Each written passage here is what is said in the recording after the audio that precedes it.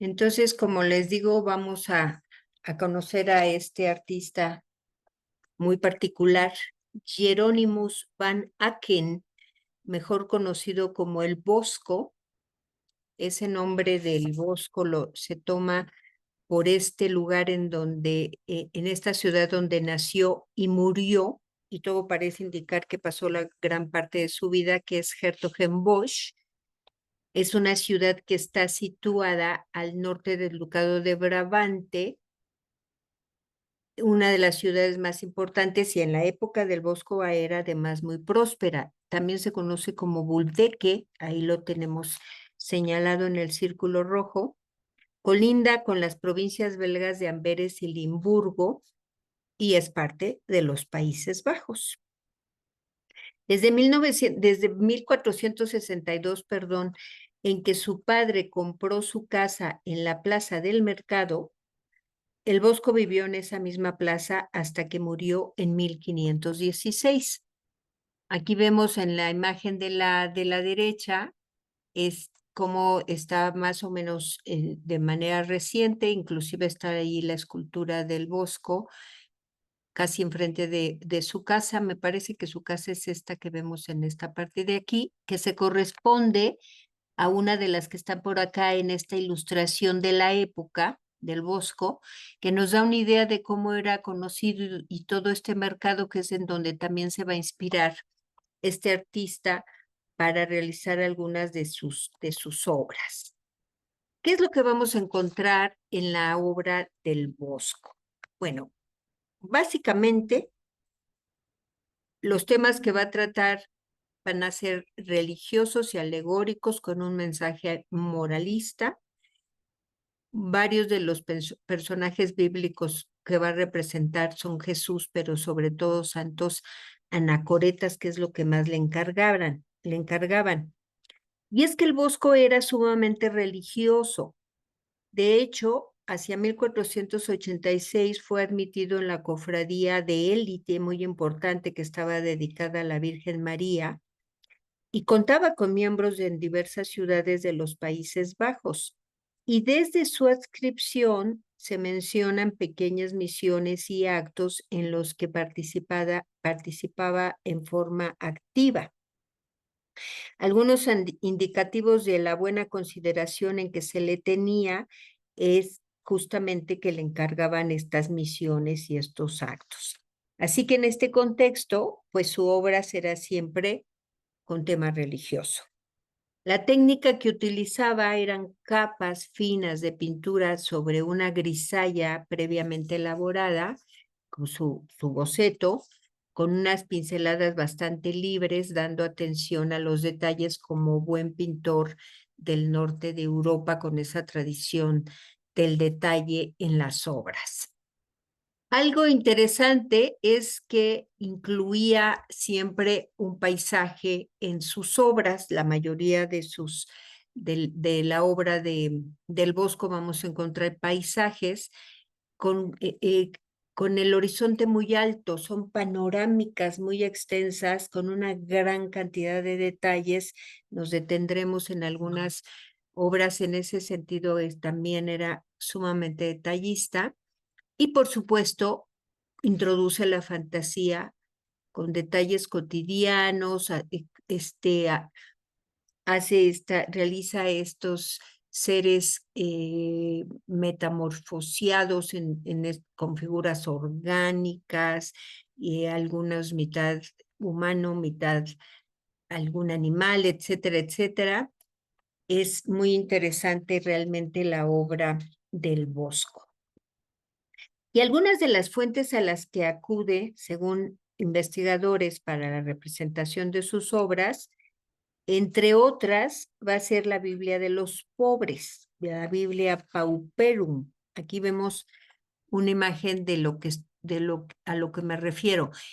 Y noten cómo ya en este tipo de, pues podríamos decir, son ilustraciones básicamente, hay una gran fantasía en cómo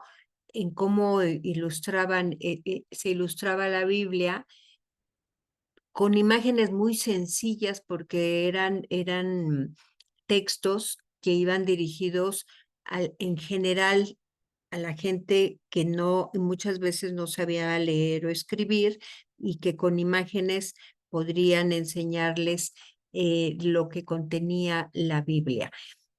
Y ya encontramos bastante fantasía en este tipo de textos. Hay otros libros a los que acudió, como este de La nave de los necios, que escribió en 1494 Sebastián Brandt, de la cual inclusive el propio Bosco hace la obra de La nave de los locos, en lugar de necios pone locos, unos años después de que aparece el libro. Es esta imagen que vemos aquí, que se encuentra en el Museo del Louvre, una pequeña tabla de pequeño formato 58 por 33, que ilustra justamente el contenido de la temática que trata La nave de los necios de Brandt.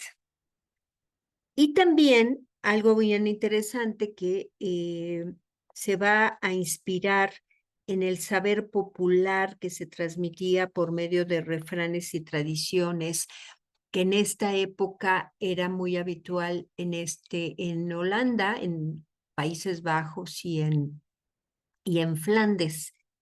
Varios artistas se inspiran en ese saber popular, en esos dichos.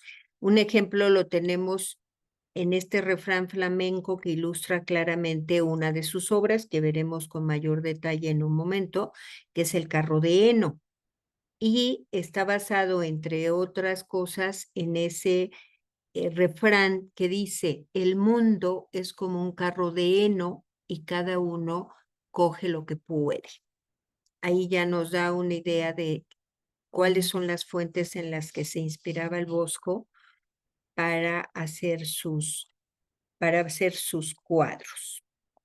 Entre las obras en las que representa a estos ascetas, tenemos a San Jerónimo, este cuadro que está en el Museo de Bellas Artes en Gante, de mediano formato, más bien pequeño, que hace hacia 1482, en donde ya nos podemos dar una idea del estilo particular en la representación pictórica del Bosco.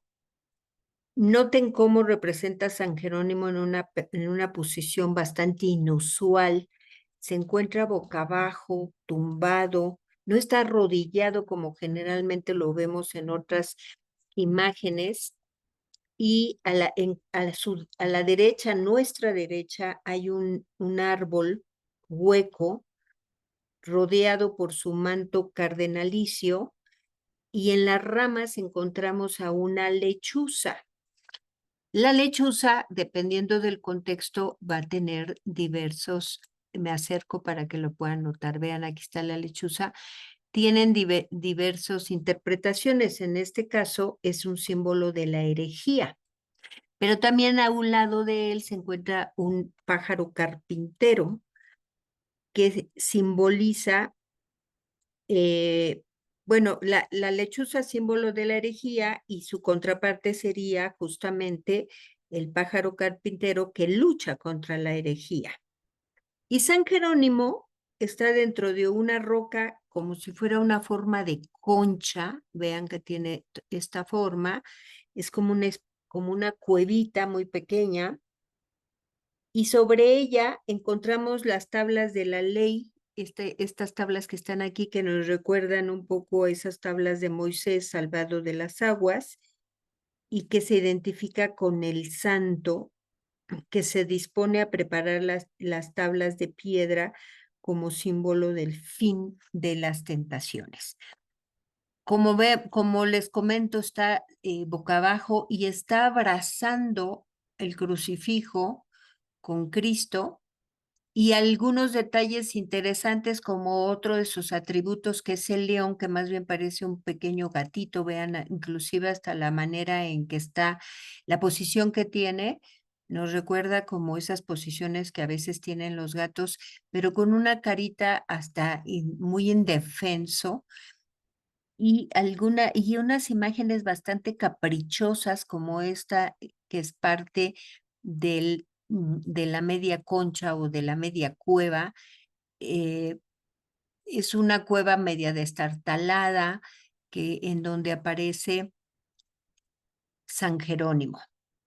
Muy interesante. Y aquí vale la pena recordar este San Jerónimo realizado por Leonardo da Vinci en 1480, estamos hablando de 2 años antes. Leonardo y el Bosco son contemporáneos, aquí ya estamos, mientras en Italia están ya en el Alto Renacimiento, entrando al Alto Renacimiento, pues se corresponde al trabajo que está haciendo en el norte de Europa con el Bosco. También en las dos obras podemos ver que hay un paisaje, solo que el paisaje del Bosco está lleno de figuras infernales, plantas, árboles y rocas antropomorfas y visiones con símbolos sumamente extraños.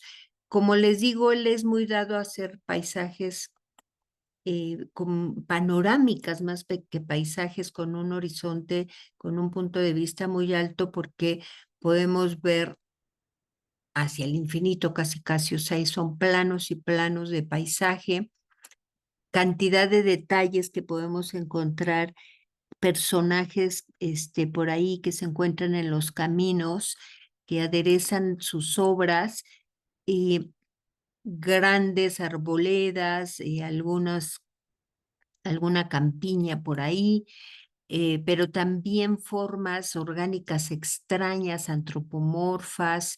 Aquí encontramos algún pajarraco por ahí que seguramente tendrá una simbología. En fin, son escenas sumamente interesantes en ese sentido.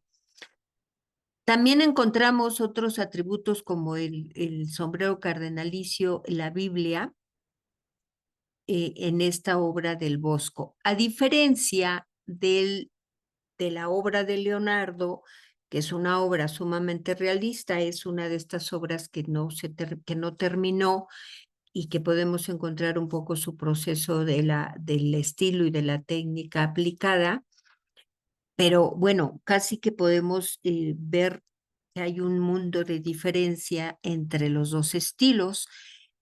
Con solo mirar el león de Leonardo, muy apegado a la realidad, con el casi gatito que aparece en la obra del Bosco, muy, muy interesante en ese sentido. Otra imagen es esta, realizada algunos años después, que se ha identificado como un lateral de un retablo actualmente perdido, que fue realizado para la Hermandad de Nuestra Señora en la Catedral de San Juan de Bolduque, ahí en Hertogenbosch, de donde era el Bosco. San Juan Bautista es uno de los patronos justamente de esa catedral, y el Bosco lo representa de una manera sumamente original, con un atuendo rosa, y no lo representa como suele verse, con esa piel de animal. Recordemos, prácticamente en toda la iconografía de Juan el Bautista se le reconoce justamente porque está vestido con piel de animal, greñudo, bueno, aquí sí también está medio greñudo, y su báculo, ¿no? Y aquí no lo tiene. Sin embargo, se reconoce que es San Juan el Bautista porque está señalando al cordero que tiene frente a él como el Salvador, y de ahí que se piense que es Juan el Bautista. Como toda la obra del Bosco, encontramos muchas peculiaridades, entre ellas esa especie de planta muy extraña, exótica, que aparece a nuestra izquierda al lado de Juan el Bautista. Resulta que en una intervención que se hizo a la obra, se pudo determinar a través de estudios que debajo de esa planta había un personaje en lo que ahora es esa extraña planta. Aquí tenemos la imagen de los rayos X y vean que había un personaje, probablemente sea el comitente de esta obra. Aquí entramos ya en que podemos, no se sabe realmente quién es este personaje, es difícil saber de quién se trata porque no hay una documentación al respecto y podemos especular al respecto. Posiblemente sea el comitente de una obra que le encargaron, que a lo mejor al final de cuentas ya no se pudo hacer. No lo sabemos, no sabemos quién era ese personaje. Lo cierto es que aprovecha este lienzo y cubre de una manera muy original al personaje y entonces se convierte en esta planta exótica al lado del santo. Como les digo, un santo con una vestimenta rosa, en donde nos recuerda inclusive todos esa caída de las telas, nos recuerda bastante al estilo flamenco, no muy estructurada la caída, pero además, como en otras obras, encontramos un gran paisaje muy detallado. Por ejemplo, aquí vemos a un oso en un árbol, seguramente tratando de robar la miel es posible. Aquí vemos a unos venados, vemos a otro animal que se está comiendo a una presa, vemos algunos elementos orgánicos extraños como este que está aquí, que no alcanzamos a reconocer de qué se trata, plantas, hojas y cosas por el estilo también bastante raras, muy el estilo del bosco, es muy característico, y a lo lejos ese paisaje que se pierde en el horizonte. Esa es una característica en la obra del Bosco. Esta imagen es una de mis obras favoritas del Bosco porque es realmente única. Fue un encargo que hizo Pieter Schaeffe y su esposa Agnes de Gram. Ellos pertenecían a la alta burguesía de Amberes y la obra se encuentra en el Museo del Prado desde 1839. Es un tríptico y en la puerta, o sea, al momento que cerramos el tríptico, ahorita hablaremos más de encontramos este, el que está representado en la puerta, la misa de San Gregorio en grisalla. Toda la puerta está en grisalla, como se acostumbraba, lo hemos visto con otras obras de esta parte de Europa, con excepción de los familiares de los comitentes que están en las puertas, que es el padre o podría ser el padre de Peter Scaife, Klaus, que inclusive había fallecido algunos años antes, y probablemente su pequeño hijo, que es la imagen que vemos del lado derecho. Cuando se abren estas puertas, ahorita hablaremos más acerca de la imagen que está en la puerta. Cuando se abren, lo que quiero notar en este momento es ese maravilloso paisaje con el que cuenta. Noten cómo el horizonte es muy alto y cómo continúa entre la lateral de la izquierda y se extiende hasta la lateral de la derecha, y en el centro lo que encontramos en la parte alta con un cielo magnífico es una ciudad que por el tema de la obra podríamos pensar que se trata de la ciudad de Belén, porque en primer plano está la adoración de los magos. Y es un paisaje realmente que llama la atención. Me acerco, vean aquí qué maravilla con algunos personajes, con actividades cotidianas probablemente, con una arbolada hecha detalladamente, de una manera hasta preciosista, podríamos decir, y con una profundidad que tiene las obras y paisajes del Bosco que son asombrosas. Aquí hay una pequeña aldea y en la parte central encontramos también a muchos personajes aquí como si se estuviera librando una batalla. Vean, aquí hay un grupo de personas que van al mando de un personaje, mientras del otro lado está otro grupo, otro batallón. Y en la parte central encontramos a un burrito, un burrico, otra aldea, y al final está esto que, bueno, es un paisaje y es una ciudad holandesa sin duda alguna. Sí, inclusive hasta aquí hay un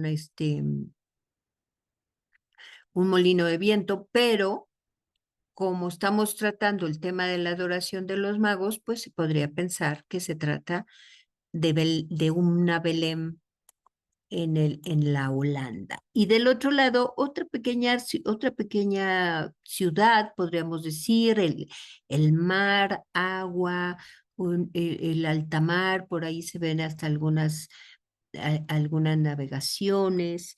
Y aquí un oso que está atacando ahí a una persona. En fin, es una cantidad de detalles los que se pueden encontrar en la obra del Bosco, que es una ricura poderse meter en ella y encontrar toda esta cantidad de detalles. Vámonos a ver con mayor detalle, con mayor detenimiento, la puerta en donde el Bosco está representando la misa de San Gregorio. Es un tema que aparece por primera vez a finales de la Edad Media. Y en él se muestra al Papa Gregorio, que fue papa entre 540 y 604, que mientras celebraba el sacrificio de la misa, de repente tiene la visión de Cristo frente a él en el altar, vestido como varón de dolores, que es ese momento en que ha resucitado. Y esto sucede en respuesta a las oraciones que hacía el Papa y que pedía una señal para convencer a un fiel que dudaba de la doctrina de la transubstanciación, que es esa idea de cómo Cristo se convierte, bueno, la Sagrada Eucaristía, que es la sangre y el cuerpo de Cristo. Eso se conoce como la transustanciación, y entonces pedía un milagro y se aparece justamente Cristo en como varón de dolores en respuesta a estas plegarias. Como les digo, toda la escena está resuelta en grisalla, quiere decir estos tonos de grises, con excepción de dos comitentes, o más bien dos familiares del comitente, que era su padre, que recién había muerto, y su joven hijo que vemos a nuestra derecha. Si nos acercamos a la imagen, es sumamente atractiva. Encontramos en la parte central a Cristo rodeado de unos ángeles, con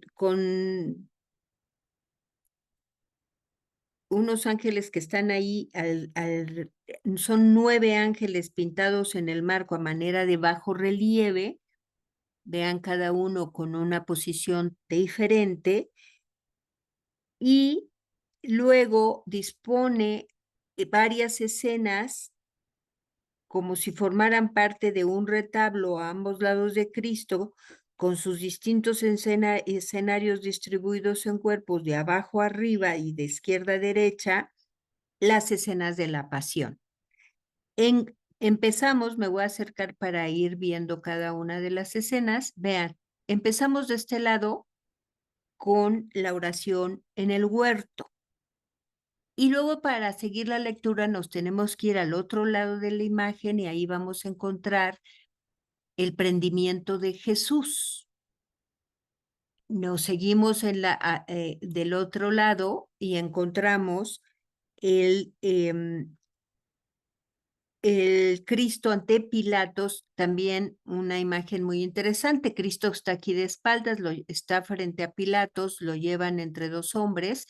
Pilatos lo vemos abajo de un palio y detrás del palio se encuentra una mujer que algunos historiadores la identifican como la esposa, la mujer de Pilatos, que se está asomando tras el palio.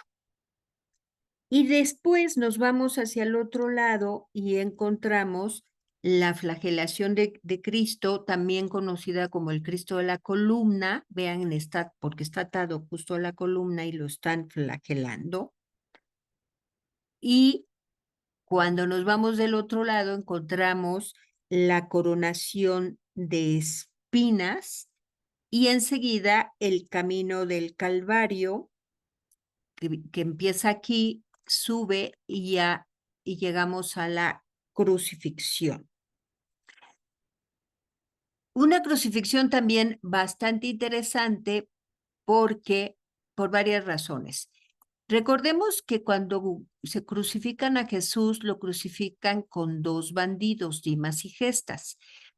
Ya ellos ya han muerto prácticamente y ya los han bajado, aquí ya están quitando esta cruz del lado izquierdo y ya el otro ni siquiera está. Está la cruz de Jesús y a un lado encontramos a Judas que se ha ahorcado después del arrepentimiento de haber traicionado a Jesús y vemos cómo el demonio se está llevando su alma aquí como si fuera una bruja llevándose el alma de Judas y acompañado ahí de como si fueran algunos sopilotes o algo así, y una mujer con un hijo que lo está señalando como el culpable de la muerte de Jesús. Hay un dolor en el cielo representado aquí por un ángel en una posición transmitiendo un gran dolor, como si se estuviera rasgando las vestiduras. Es una imagen verdaderamente asombrosa, cómo plantea todo esto, cómo se va de un lado a otro y cómo lo va planteando con unas imágenes muy detalladas, como si fuera un bajorrelieve, y va construyendo todo en la puerta de este retablo.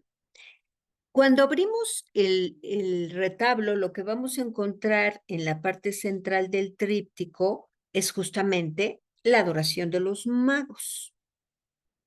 Al igual que otros pintores flamencos que hemos visto y hemos encontrado cómo hay una gran simbología, cómo representan gran cantidad de elementos simbólicos, lo mismo va a suceder con el Bosco. Llama la atención, por ejemplo, cómo cada uno de los reyes, además de que representa, como en otras ocasiones, las tres edades del hombre, en este caso, el rey mayor junto con el rey de mediana edad están casi al parejo frente al niño Jesús, y un poco más atrás el rey joven, que también representa el continente africano por el color de la piel, que ya se empezó, en esta época ya se representaba al rey negro. Y algo que llama la atención son las ofrendas que traen los reyes, pero sobre todo cómo los representa y cómo hace alusión a escenas del Antiguo Testamento que prefiguran la adoración de los magos justamente y que es tomado de la Biblia de los pobres. Por ejemplo, el primer mago, el mago más anciano que está situada su ofrenda junto a un rico casco a los pies de la Virgen. Es un adorno, aquí se los puse en una imagen más grande, es un adorno de mesa realizado en oro y perlas, en el que representa el tema del sacrificio de Isaac, que prefigura al del propio Cristo en la cruz. O sea, es una prefiguración del sacrificio de Jesús.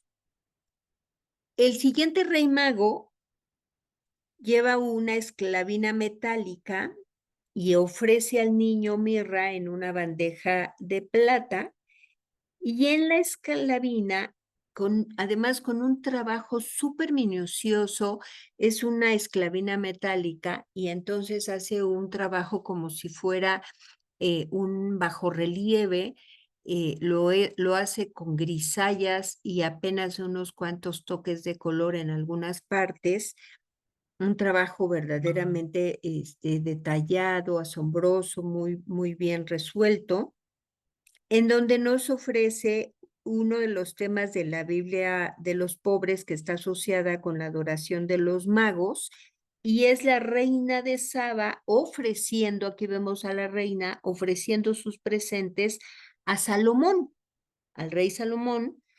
Esto está tomado del libro de Reyes del Antiguo Testamento.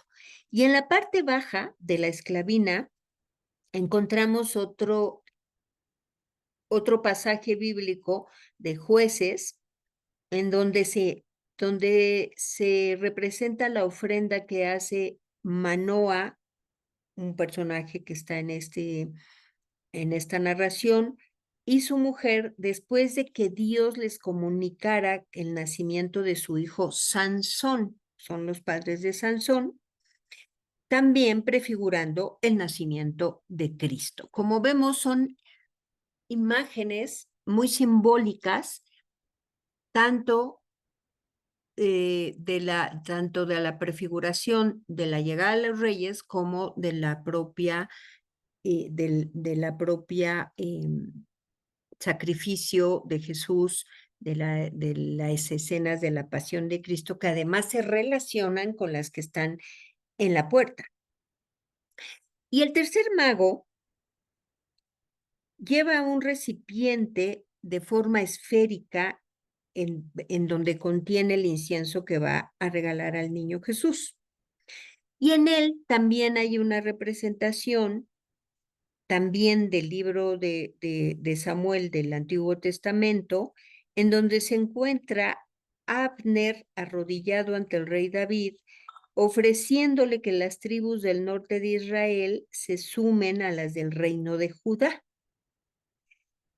Es otra escena que junto a la de la reina de Saba es una prefiguración de la adoración de los magos y están tomadas de la Biblia de los pobres. Y sobre esta esfera que contiene el incienso, encontramos posada el ave fénix, que también es una evocación de la resurrección de Cristo y está cogiendo un grano con su pico. Es una cantidad de detalles, empezando por el traje que tiene el rey mago, que es verdaderamente asombroso, o sea, es de un diseñador muy, muy especial, en un tono blanco, es bellísimo el traje, todo a juego, ¿no? Inclusive con la esfera en donde lleva el regalo, que en donde se rompe solo con este toque de color del ave fénix, que además se combina con el collar que trae el rey mago. Vean que también trae hasta sus aretitos. Es una imagen bellísima la de estos reyes magos, con un gran detalle, con un gran cuidado que los hace el Bosco y con una gran imaginación. Pero hay una novedad en esta iconografía de la adoración de los reyes, que es un personaje que el Bosco sitúa en la puerta del pesebre. Este personaje que vemos aquí apenas cubre su cuerpo con una capa y un velo transparente, con un traje muy estrafalario, trae ahí un tocado, pareciera metálico, muy extraño, de donde cae una tela colorida, y que los investigadores han identificado con el anticristo. Prueba del carácter maléfico que otorga el pintor a este personaje, según ellos, es el búho que se oculta por encima de él. Aquí en esta parte del pesebre,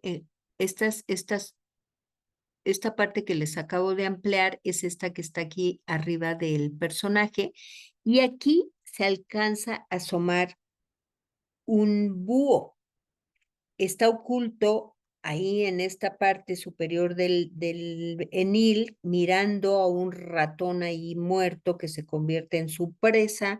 Y como les comentaba hace un momento, en esta época y en este contexto, el búho es un símbolo de maldad. Y como está arriba, según algunos investigadores, de este personaje extraño, consideran que se trata del anticristo. Tanto en el panel izquierdo como en el derecho aparecen los comitentes de la obra. En el izquierdo figura Peter Skeifbe, que, que está protegido por San Pedro, y así también encontramos a su divisa. Y en la parte de la derecha se encuentra su esposa Agnes de Gram, que está protegida por Santa Inés. Reconocemos que es Santa Inés porque a un lado de ella aquí encontramos al Cordero, que es un atributo de esta santa. Y al igual que en toda la obra, encontramos también algunos toques anecdóticos. Por ejemplo, noten que detrás de donde se encuentra el comitente Peter Skeif, detrás de él está San Pedro, que lo reconocemos porque trae las llaves, que es uno de sus atributos, pero hay un personaje que está un poco atrás de ellos, con una perspectiva perfectamente bien delineada, que es José, es San José, que aparentemente está lavando los pañales y los está aquí secando frente a este fuego, y está volteando a ver al comitente. Algo también que llama la atención es esa profundidad que le da a la imagen. Vean cómo los diferentes planos que maneja el Bosco en esta, sobre todo lo notamos del lado izquierdo. En primer plano está el comitente, atrás de él San Pedro, en un segundo plano San José lavando los pañales, y ahí hay una puertecilla que comunica a otra habitación, y luego otra puertecita, y luego vemos ya finalmente ay, se me fue, perdóneme. Eh, ya vemos ahí el paisaje, un paisaje que ya lo comentamos hace un momento, con gran cantidad de detalles. Y al lado derecho, como les digo, la esposa del comitente con Santa Inés, igual también gran cantidad de detalles que podemos encontrar en estos paisajes del Bosco. Una de las obras también muy interesantes del Bosco es esta de las tentaciones de San Antonio. Es un tema que fue muy solicitado al Bosco. Hizo varias versiones de las tentaciones de San Antonio. Esta es muy interesante, es muy original. Vemos a San Antonio totalmente absorto, sumido en sus pensamientos, en esa soledad de la naturaleza, mientras por ahí aparecen demonios, diablillos dispersos alrededor de él, dispuestos a ponerlo a prueba. Y como todos los paisajes del Bosco, es un nivel alto, un punto de vista alto, lo cual nos permite una visibilidad muy amplia. Aquí les invito a que veamos un video del Museo del Prado. Cabe mencionar que el Museo del Prado es el lugar en donde más obras se encuentran del Bosco. Más que en ningún otro lado, el Prado tiene la colección más amplia de obras del Bosco, con lo cual, pues ir al Museo del Prado, pues es encontrar muchas obras del Bosco para poderlas estudiar y para poderlas disfrutar. A esta obra se le hizo una restauración, entonces vamos a ver qué nos comentan y luego volvemos ya a la presentación.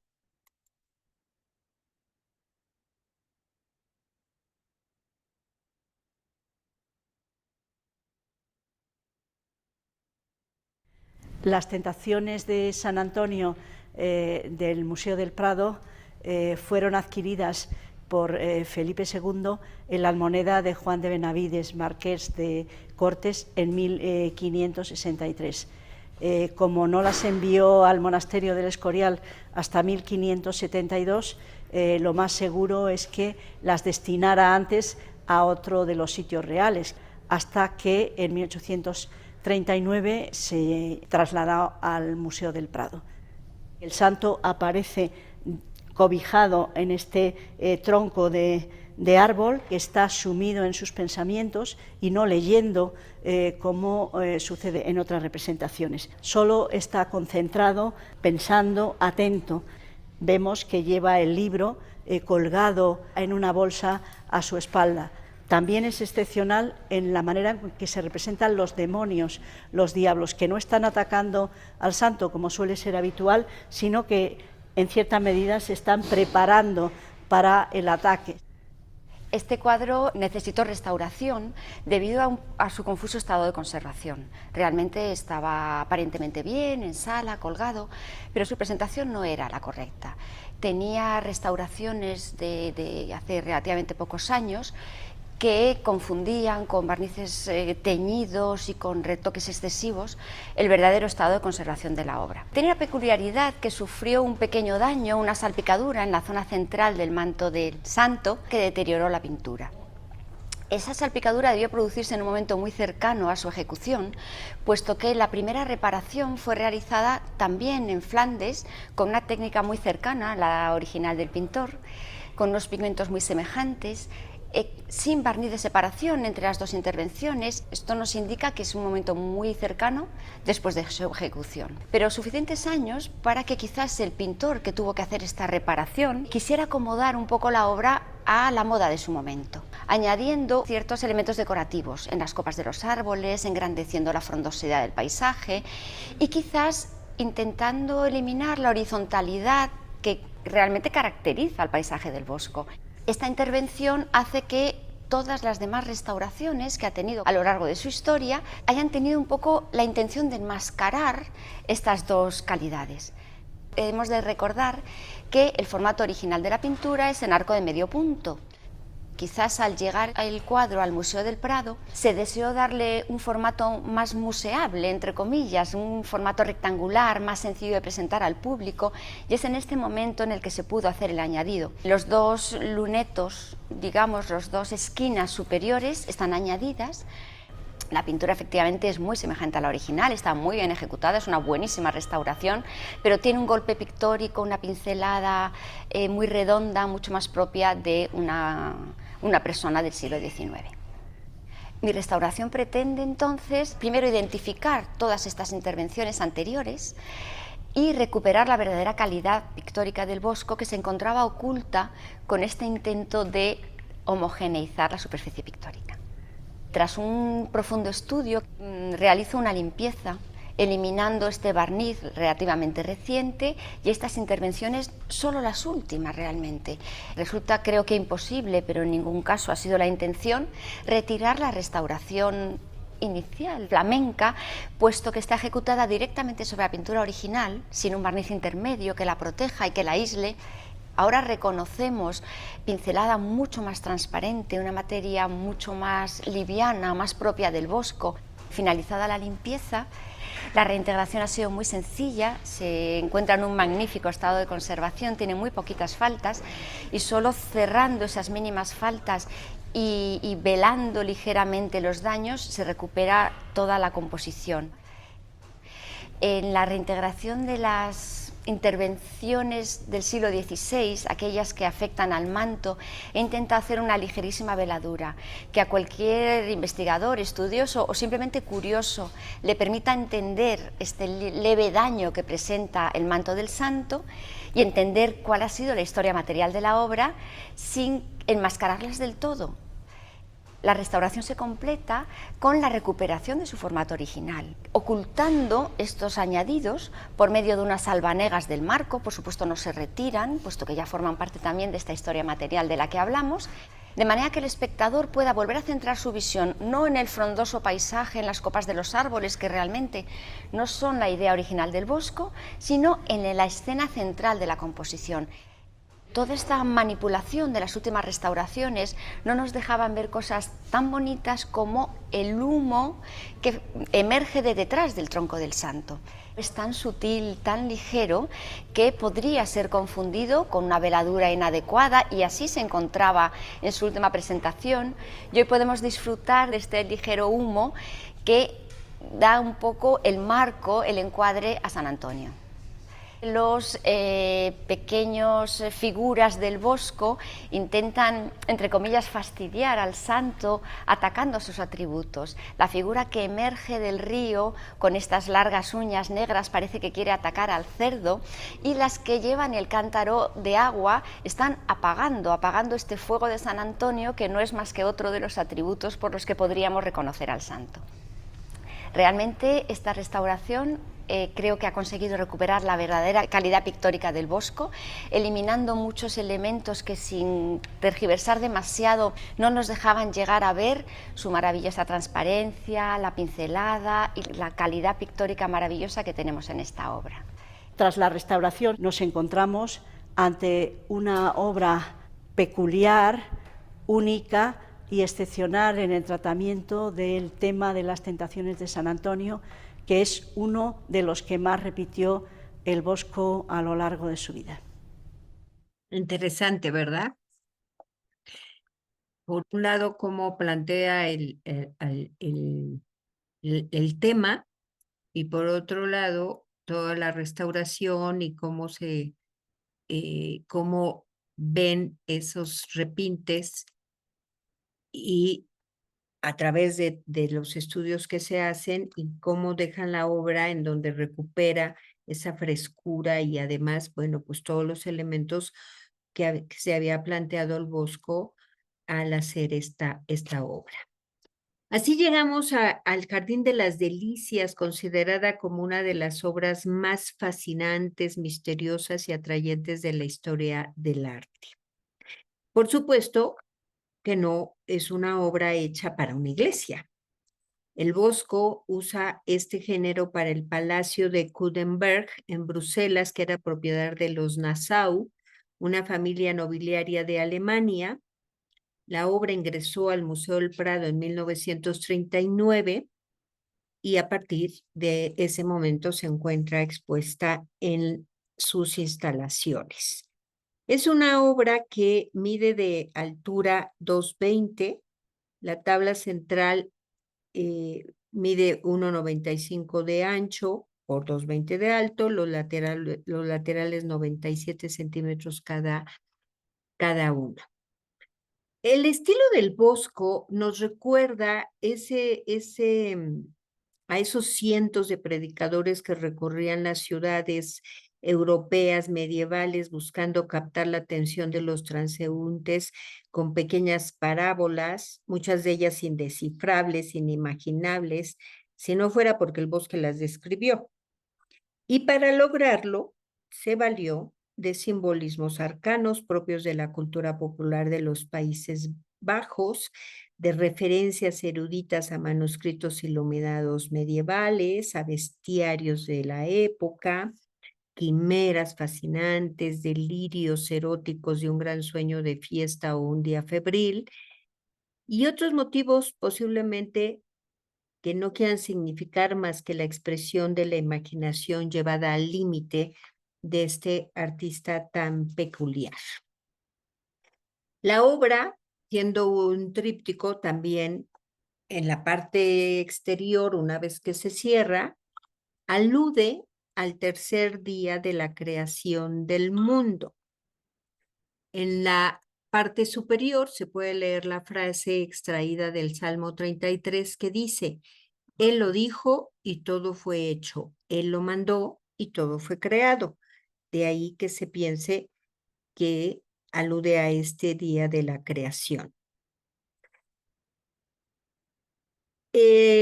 Vemos que se representa un globo terráqueo con la Tierra dentro de una esfera transparente, que es un símbolo, según el historiador Tournai, de la fragilidad del universo. Solo vemos formas vegetales y minerales. No hay ni animales ni personas. Y es una imagen pintada en tonos grises, blanco y negro, en una grisalla, lo que se corresponde a un mundo sin sol y sin luna. Aunque también es una forma de conseguir un dramático contraste con el colorido que hay en el interior, entre un mundo antes del hombre y otro poblado por infinidad de seres, según el historiador Beltink. Algunos otros interpretan que pudiera representar la Tierra tras el diluvio universal. Cuando se abren las puertas, encontramos este jardín poblado de seres de todo tipo, una composición que, como acostumbraba el Bosco, tiene un punto de vista alto y pareciera que continuara en las dos primeras tablas, es decir, un paisaje que empieza en la tabla a la izquierda y que se continúa a la derecha. Vamos a ir analizando más detenidamente porque hay una gran cantidad de elementos y vamos a comenzar con la tabla lateral de la izquierda, en donde se representa, entre comillas, el paraíso terrenal. Al fondo puede verse la fuente de la vida.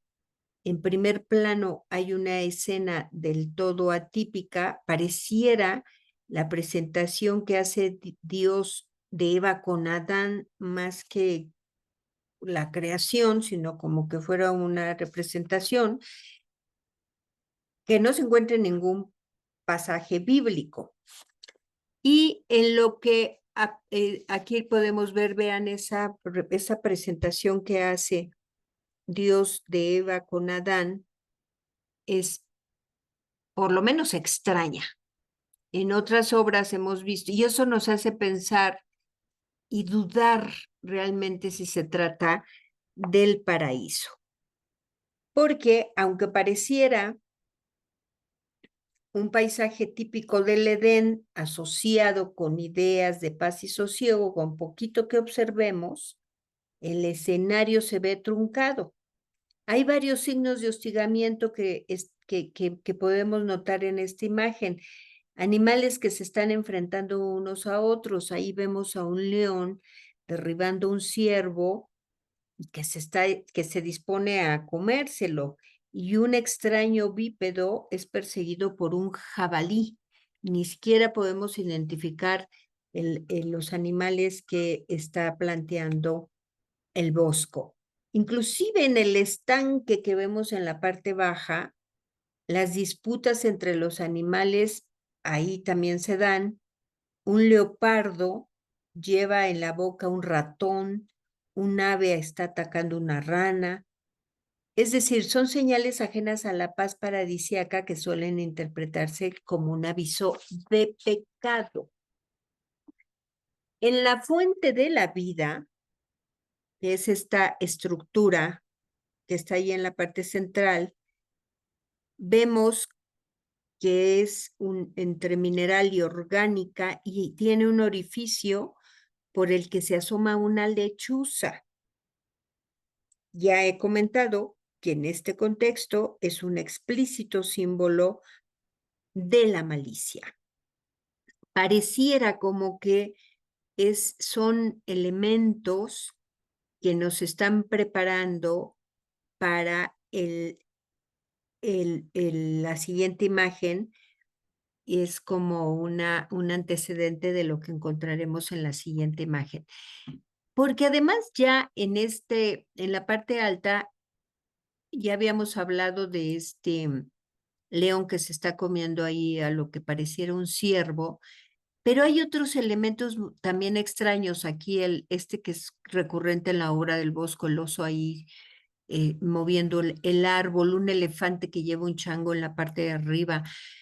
Este animal que no sabemos, pareciera un perro, pero solo con dos patas, que nos recuerda a lo mejor un marsupial, es un ser, un animal bastante extraño, un conejito ahí.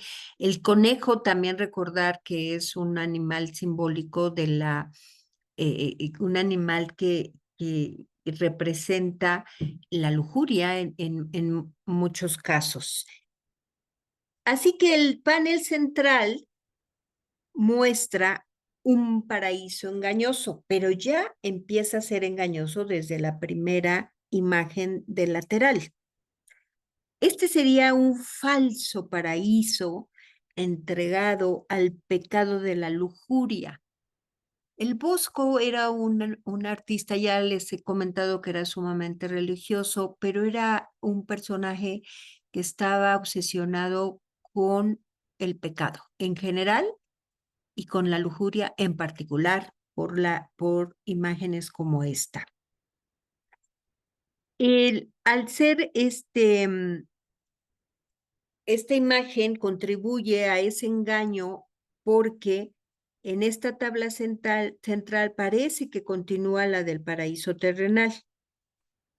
Como el artista está utilizando el mismo paisaje unificado al que dota de una línea de horizonte muy elevada, favorece que haya esa conexión entre un lado y otra. Si se considera, entre comillas, que la tabla a la izquierda es el paraíso, pues este sería como un falso paraíso.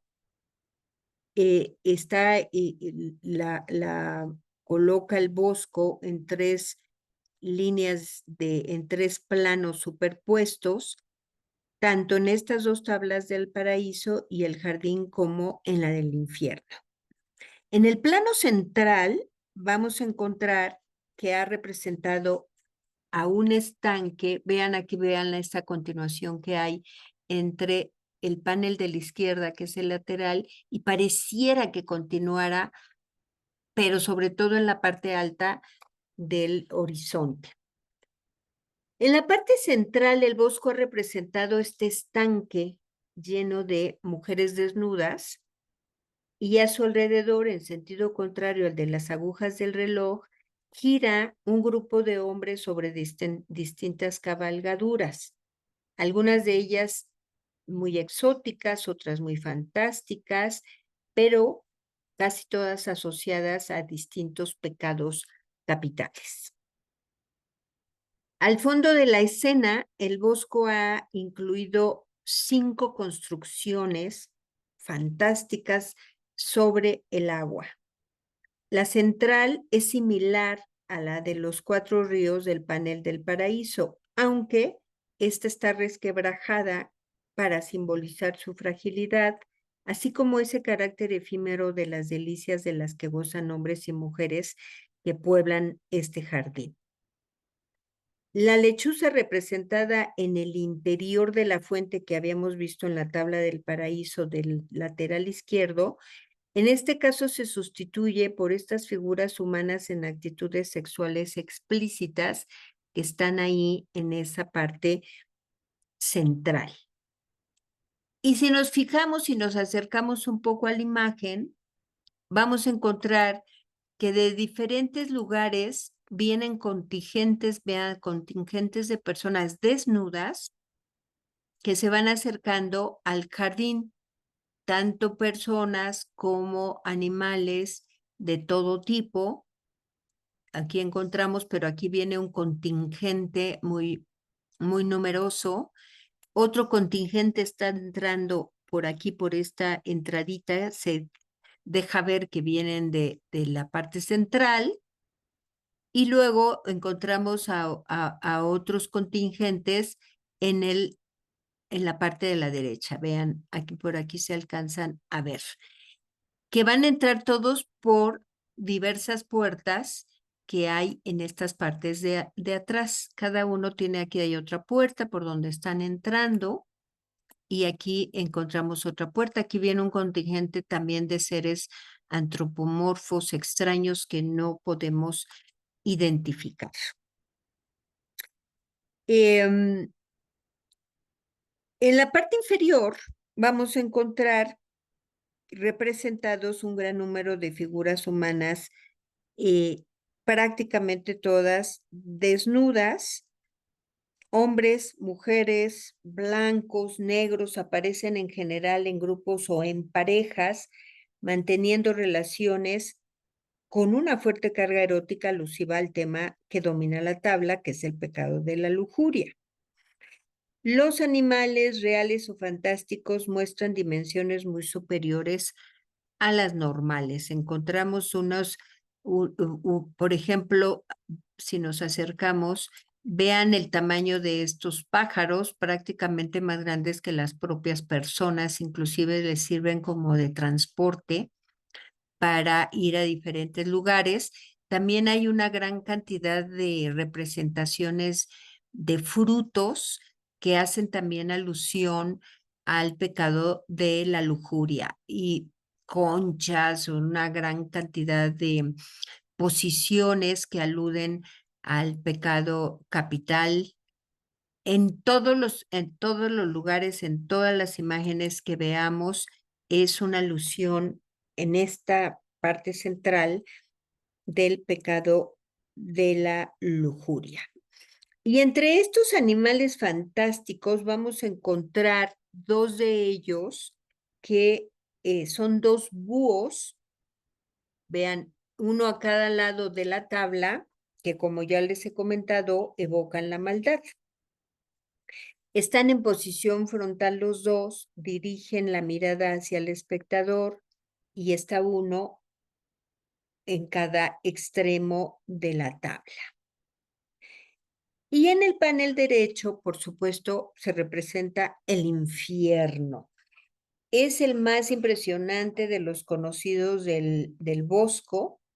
A veces también se le conoce como infierno musical por la importante presencia que tienen los instrumentos a la hora de torturar a los pecadores que se dejaron llevar por la música profana.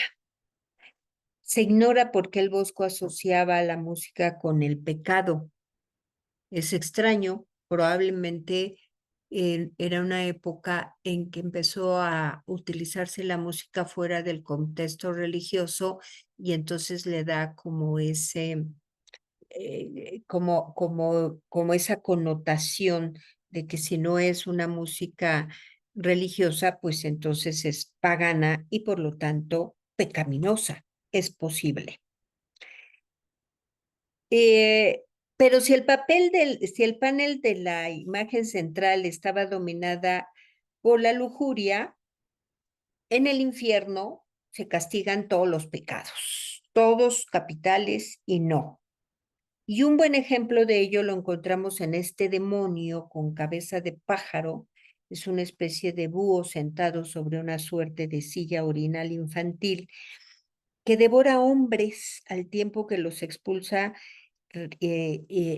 por la parte baja con una especie de globo en donde van saliendo y van cayendo como en un pozo oscuro, en donde podríamos ver que se representa el pecado de los avaros.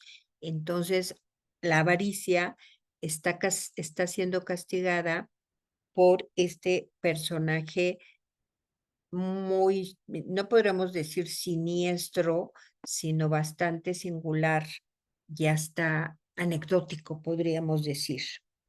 Encontramos otro personaje también dentro del infierno, el hombre árbol, que mira directamente al espectador y que se ha interpretado en numerosas ocasiones como el rostro del propio artista, que con un torpe vendaje intenta ocultar una llaga. Sobre su cabeza lleva un disco en el que bailan pequeños monstruos junto a una gran gaita, la cual posee el aspecto de un alambique. Los brazos son como troncos de árbol y están descansando sobre barcas. Es posible que sea el castigo al pecado de la gula, o sea, el castigo para los glotones por esa escena de taberna situada en el interior de este hombre árbol, donde los personajes desnudos sentados a la mesa esperan a que los demonios les sirvan sapos y otros animales inmundos. Es lo que están esperando prácticamente el castigo por la gula. Tampoco faltan los castigos para los vicios censurados por la sociedad de la época, como es el caso del juego, o para algunas clases sociales como el propio clero, que entonces ya estaba muy desprestigiado, según se constata en este cerdo con toca de monja que abraza a un hombre desnudo en la parte inferior derecha de la tabla. Llama bastante la atención. Y esa especie de armadura de un hombre con parte humana y parte animal, y la parte animal con esa armadura extraña que vemos ahí a nuestra izquierda. Aquí vemos otra escena, quizá podríamos pensar que también es un castigo para los envidiosos, por cómo lo plantea el Bosco, ¿no? Que entre dos orejitas sale una gran daga, un gran cuchillo, o bien la maledicencia, en fin, varios pecados son los que podemos encontrar aquí que van a ser castigados en este infierno tremendo. Esta escena realmente me llama muchísimo la atención, es la parte alta de la tabla del infierno, y podemos ver con qué detalle el Bosco hace la representación con gran cantidad de escenas muy interesantes, muchas puertas. Una que me llama la atención es esta que vemos aquí a la derecha. Vean como si fuera la entrada del infierno, ¿no? Como una entrada muy, muy triste, muy sórdida, muy oscura, y hay una luz porque es la luz del infierno y los alrededores, pero como que no se ven, y a partir de aquí pueden entrar a varias partes de este terrible infierno, así como encontramos a cualquier cantidad de contingentes en la parte central. Igual encontramos a gran cantidad, a grupos muy numerosos de personas que han caído en el infierno y que están sufriendo las consecuencias de sus actos, según el propio Bosco. Una imagen tremenda con la que el Bosco nos representa este terrible infierno. Pero bueno, quizás sea momento para compararlo con otros infiernitos que ya vimos en clases pasadas, como el de Jan van Eyck, que hizo en 1430, dentro de su juicio final, y también el de Dietrich Boots en 1468. El Bosco, ya iniciando el siglo XVI, es cuando realiza este infierno. Pues miren, yo considero que el del Bosco es el menos cruel, casi anecdótico por el tipo de imágenes, por el tipo de figuras que hace. Se me hacen más terribles los infiernos de Jan van Eyck y de Dietrich Boots. Son más terribles todos los castigos a los que están siendo sometidos por personajes y por demonios verdaderamente alucinantes y espantosos, que al lado de estos dos infiernos, tanto de Boots como de Van Eyck, el del Bosco es hasta anecdótico, la verdad. O sea, es casi como de de novela ilustrada estas imágenes del Bosco.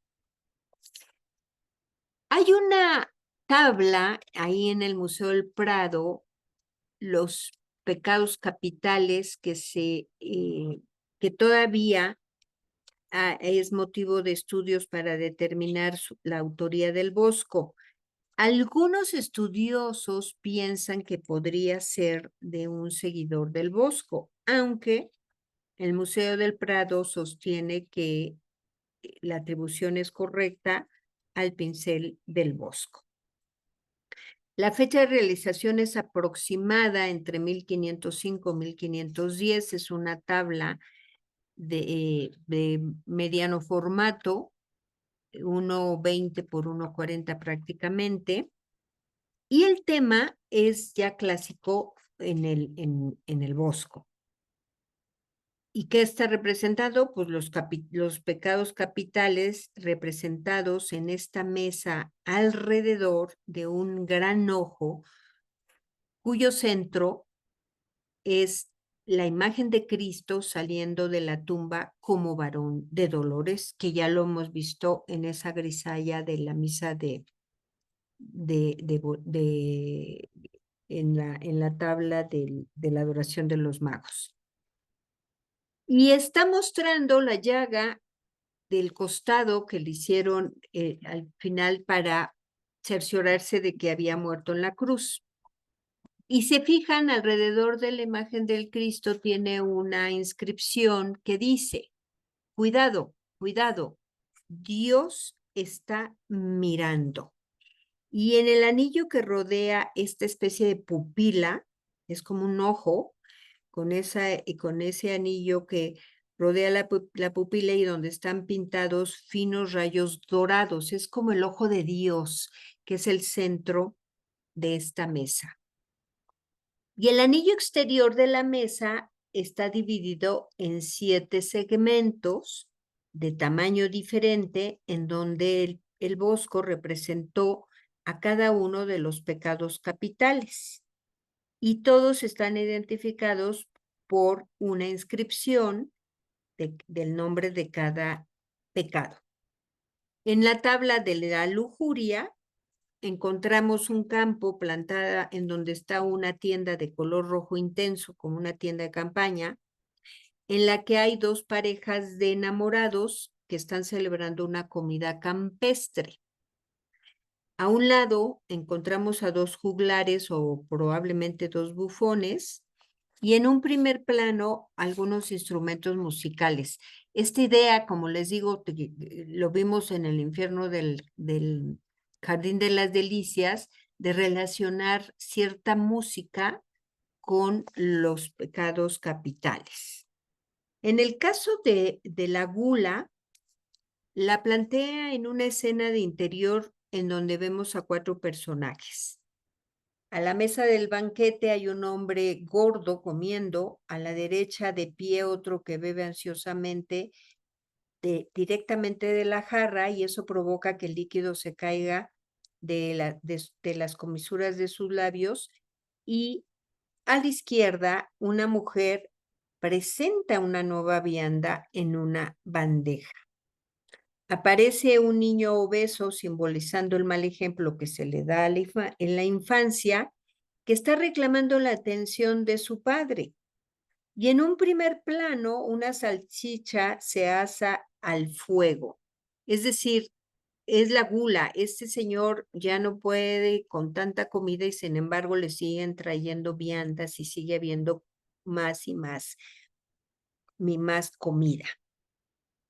El de la avaricia está representado por un juicio en donde el juez, lejos de impartir justicia, acepta un soborno de una de las partes o incluso de las 2 partes del litigio. Es decir, que el avaro prefiere el dinero antes que hacer justicia, que es en el caso de este juez, el ejemplo que nos pone el Bosco. En el caso del pecado de la pereza, encontramos a un eclesiástico que duerme ante la chimenea en un acogedor interior.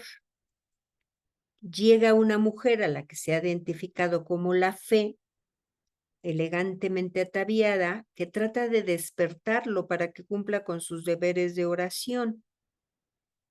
En cuanto la ira se representa con dos campesinos borrachos riñendo a la puerta de una posada con jarras de bebidas, y uno de ellos es detenido por una mujer, mientras el otro tiene un banco en la cabeza para defenderse. Les digo que el Bosco es bastante juguetón, bastante anecdótico en todas sus representaciones. El fondo que encontramos en esta imagen de la ira es un paisaje típicamente campestre.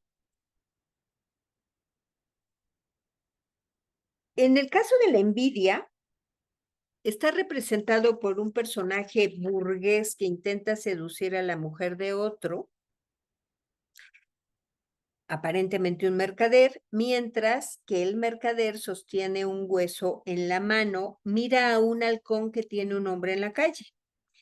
Más abajo, dos perros que tienen un hueso cada uno miran al que tiene el burgués en la mano.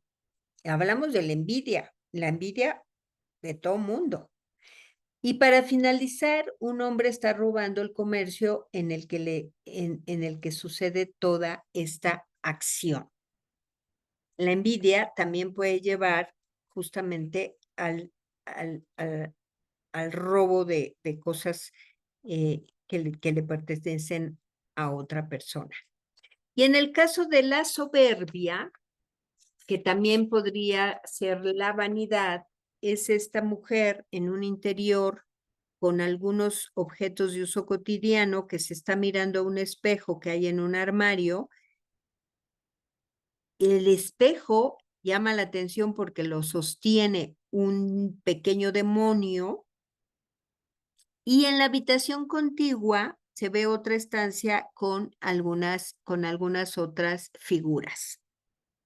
Es interesante porque en estas imágenes encontramos además ya también, aunque estén representados los 7 pecados capitales, lo hace de una manera costumbrista, es decir, este género que luego va a tener un apogeo muy importante en Holanda.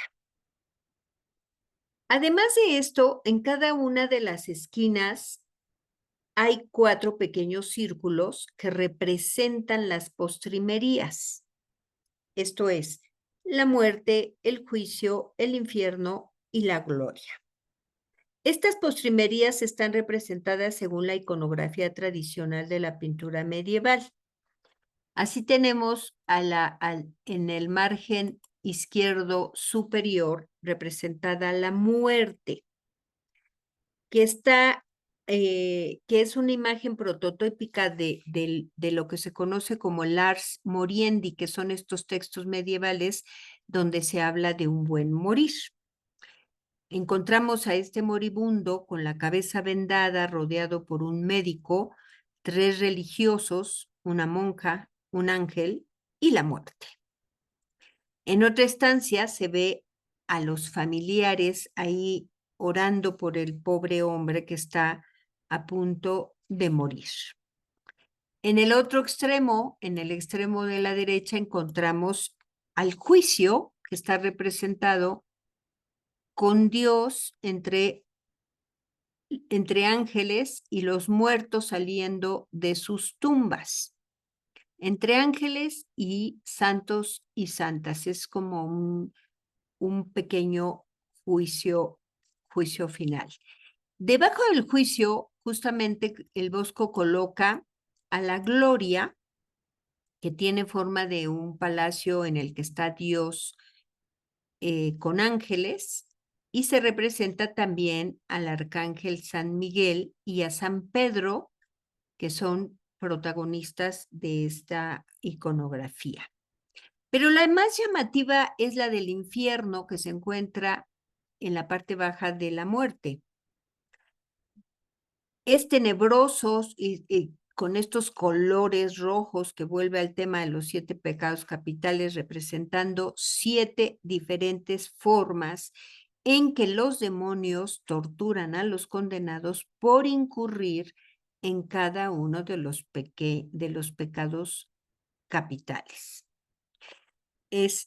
Bueno, es esa obsesión, como les comentaba, de que tenía el Bosco de este tema, ¿no?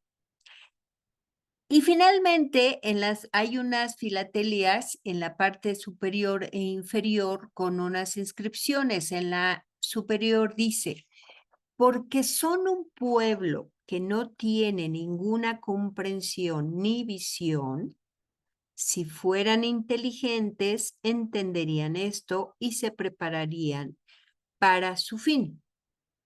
Y en la parte inferior dice, yo esconderé mi rostro de ellos y veré cuál será su fin. Inscripciones que aluden a la parte central, a ese ojo que todo ve, que es el ojo de Dios. Es una obra, aquí la vemos ya de manera completa, con una gran cantidad de detalles, como todas las obras del Bosco, muy anecdóticas en algunas partes, y con mucho cuidado, con sumo cuidado, no pierde detalle en ninguna de las representaciones. Vamos a ver finalmente esta obra también muy interesante, con la que el Bosco demuestra que el hombre, con independencia de su clase social o su lugar de origen, está tan poseído por el deseo de gozar y adquirir riquezas materiales que se dejará engañar o seducir por el demonio. La lección que propone el Bosco es que debemos alejarnos de los bienes terrenales y de los placeres de los sentidos para evitar la condenación eterna. Lo importante no es tanto hacer el bien como evitar el mal y seguir esta norma a lo largo de la vida. Y siguiendo, bueno, por supuesto que se encuentra en el Museo del Prado como la mayor parte de la obra del Bosco, una obra de gran formato de 1,47 por 2,24 de ancho, considerando las 3 tablas, y es de las últimas obras que hace el Bosco. Es un tríptico que también se cerraba en algún momento y está de manera que pueda cerrarse. Encontramos la imagen relacionada con la puerta. En esta puerta, el Bosco representa el tema del camino. En él muestra a un anciano pobremente vestido, inclinado por el peso del cesto que lleva sobre sus espaldas, y se está defendiendo con un bastón de un perro que le acecha. Está ya en muy mal estado, ha podido dejar atrás varios obstáculos. Lo atacaron los bandidos, había una pareja ahí, una danza de parejas de pastores al son de la gaita, que nuevamente hace alusión a la lujuria. Y en el peregrinar de su viaje, sin destino y cuya dirección ignora, ha ido sorteando peligros del camino, sabe que debe continuar, pese a lo incierto que pueda ser lo que le espera cuando cruce el puente. Cuando se abre el tríptico, vemos que también lo dedica al pecado. En el panel izquierdo nos muestra el origen del pecado desde la caída desde lo alto, la caída de los ángeles rebeldes, hasta en la parte inferior, la expulsión del paraíso. En primer plano, el Bosco hace hincapié en esa expulsión de Adán y Eva del paraíso. El arcángel, con su espada levantada, les impide franquear esa elevada puerta antropomorfa que separa el paraíso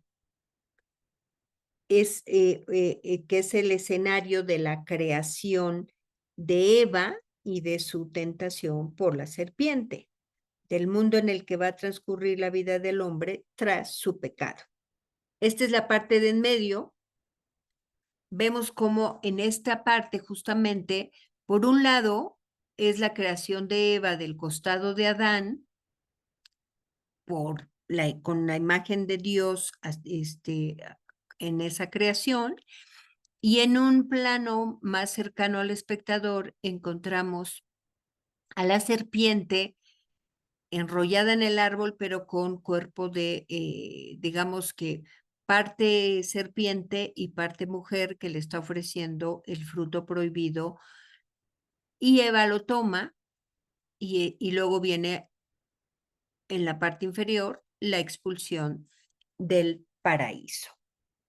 Pero digno de destacar es el modo en que el pintor representó a esos seres angélicos que al desobedecer a Dios fueron arrojados del cielo y experimentaron justamente una metamorfosis que acabó por convertirlos en esas monstruosas figuras híbridas.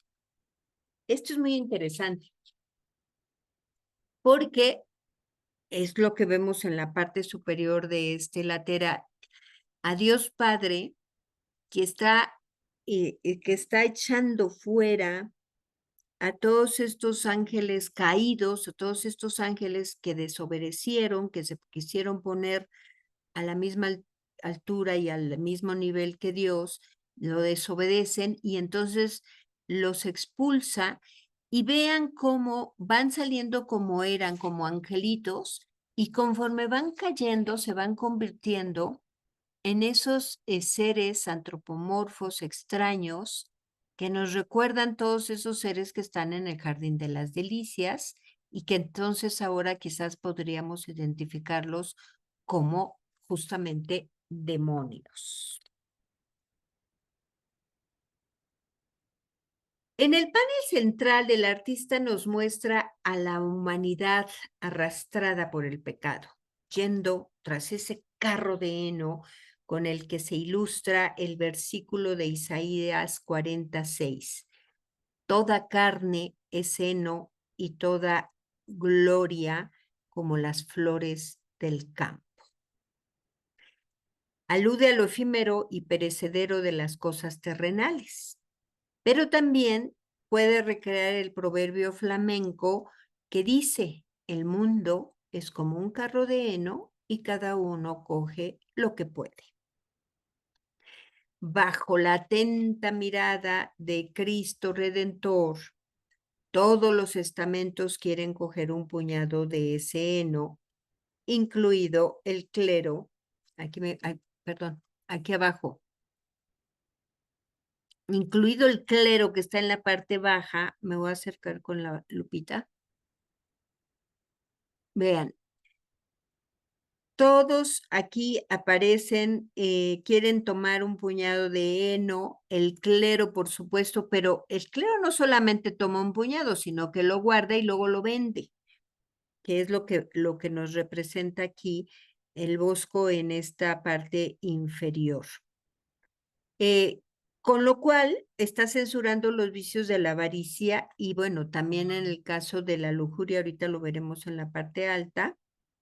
Para lograrlo, no dudan en cometer todo tipo de atropellos. Aquí a un charlatán que está engañando a una mujer, que se va con ahí con lo que pareciera una gaita, pero vean todos estos personajes queriendo llevarse un trozo de heno y los que vemos al inicio, los que llevan este carro de heno, son justamente los demonios, o sea, los demonios que incitan a esa avaricia con la cual encontramos a todo tipo de personajes, desde gente humilde hasta eclesiásticos, hasta aristocráticos, por aquí todo tipo de personajes van tras el carro de heno, algunos con escaleras, otros con con algunos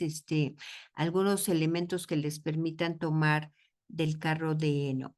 Y en la parte alta encontramos a un ángel desesperado, un ángel de la guarda que eleva su mirada hacia Cristo que vemos en la parte superior, y del otro lado el demonio que está tocando la trompeta encima del carro, en donde triunfa, según el Bosco, el pecado de la lujuria, favorecida por la música, con la que se entretiene la rica pareja que está sentada sobre el heno, mientras sus dos sirvientes retozan entre los arbustos ahí en la parte de atrás. O sea, es nuevamente todos estos elementos que son muy característicos en la obra de este artista. Y por supuesto, en el panel derecho, el Bosco representa el infierno de forma igualmente novedosa, porque a diferencia de sus otros infiernos, este se está construyendo aún. Los demonios se afanan por concluir esa torre circular como si fueran albañiles. Están transportando el material por esa elevada escalera que está situada en la misma posición en la que se apoya sobre el carro de heno, o preparando la argamasa para seguir levantando la altura de los muros. Atentos a su labor están de espaldas a los demonios que siguen trayendo a nuevos pecadores para sufrir el castigo que se merecen por eso, porque no escucharon y siguieron pecando. Es un infierno en construcción con una paleta muy cálida, lo que nos da esa sensación de mucho calor, como lo plantea el Bosco, y por supuesto no faltan cantidad de personajillos también muy característicos del ingenio y de la creatividad de este maravilloso artista. El Bosco falleció en los primeros días de agosto en 1516, probablemente a consecuencia de una epidemia, aparentemente de cólera, que fue declarada en la ciudad de Severano. Esta imagen que vemos aquí la realizó el grabador Cornelis Cort y tiene un epigrama latino de Domenicus Lamsonius, cuya traducción podría ser: ¿qué ven, Jerónimos Bosch, tus ojos atónitos? ¿Por qué esa palidez en el rostro? ¿Acaso has visto aparecer ante ti los fantasmas de Lemuria o los espectros voladores de Erebo? Se diría que para ti se han abierto las puertas del avaro Plutón y las moradas de Tártaro, viendo cómo tu diestra mano ha podido pintar también todos los secretos del Averno. Nunca mejor dicho, este epigrama de Domenicus, porque efectivamente, si hay un pintor que pintó los secretos del Averno, sin duda fue Jerónimos van Aken, mejor conocido como el Bosco. Pues con esta imagen terminamos nuestra presentación del día de hoy, que espero hayan disfrutado, y no sé si tengan algún comentario.